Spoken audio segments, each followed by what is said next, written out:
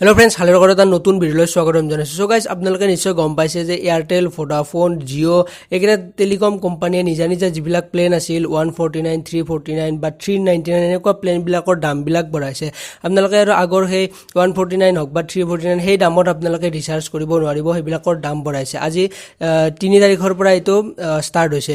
So এই ভিডিওটোত মই আপোনালোকক এই নতুন কি প্লেন আনিছে সেই বিষয়ে কম, আৰু এটা ইন্টাৰেষ্টিং কথা কম যে আপোনালোকে আগৰ দামতে কেনেকে ৰিচাৰ্জ নেক্সট ৰিচাৰ্জটো আগৰ দামতে আপোনালোকে কেনেকে কৰিব পাৰিব সেই বিষয়ে কম। তো এই ভিডিওটো শেষলৈকে চাই থাকিব। সো গাইস মোৰ চেনেলত যদি নতুনকৈ আছে তেনেহলে এনে ধৰণৰ নিউজ টিপছ এণ্ড ট্ৰিক্সৰ ভিডিও পাই থাকিবলৈ তলত থকা ৰঙৰ সাবস্ক্ৰাইব বাটনটো ক্লিক কৰি সাবস্ক্ৰাইব কৰি ল'ব আৰু তাৰ কাষতে থকা বেল আইকনটোও ক্লিক কৰি দিব। সো গাইস নতুন প্লেন বহুত কেইটাই আছে, মই আপোনালোকক স্ক্ৰিনত দেখুৱাই দিছো, আপোনালোকে পজ কৰি চাই ল'ব পাৰিব।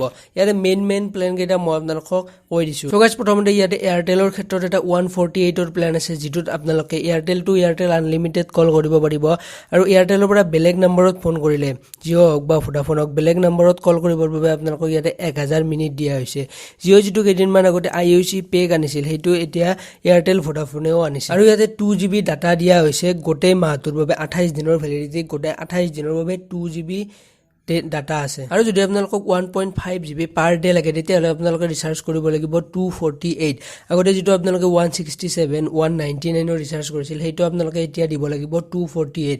ইয়াতো আপোনালোকে 1000 মিনিট বেলেগ নেটৱৰ্কত ফোন কৰিবৰ বাবে 1000 মিনিট পাই যাব, আৰু 100 SMS পাৰ ডে পাব, আৰু 1.5GB পাৰ ডে।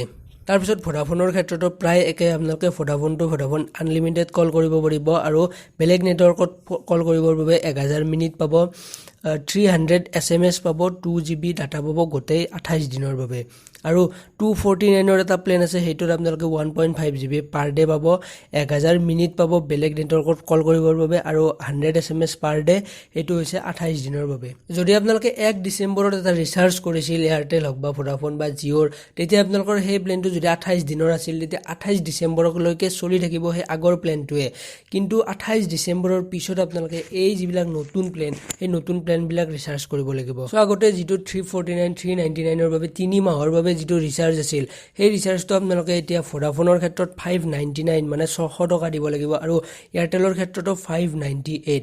সেই 349 399ৰ প্লেন কেইটাৰ আপোনালোকে এতিয়া 3 মাহৰ বাবে দিব লাগিব 600 টকা। সো গাইস ভিডিওটো ষ্টাৰ্টিঙতে মই কৈছিলো যে আপোনালোকে আগৰ প্লেনসমূহ আৰু কেনেকৈ ৰিচাৰ্জ কৰি থাকিব পাৰিব সেই বিষয়ে কম। তো এয়াৰটেল ভোডাফোনৰ গ্ৰাহকসকলৰ যিবিলাক এইবিলাক নতুন প্লেন সেইকেইটা অলৰেডি ষ্টাৰ্ট হৈ গ'ল, গতিকে আপোনালোকে এই ট্ৰিকটো কৰিব নোৱাৰে।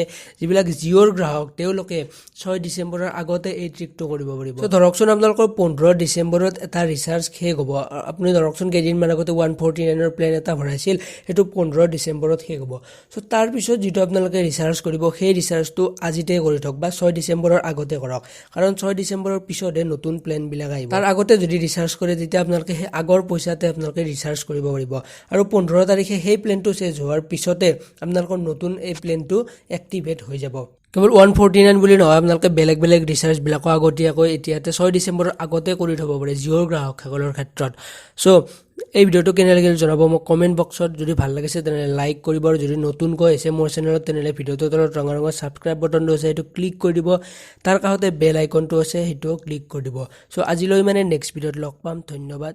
জয় অসম।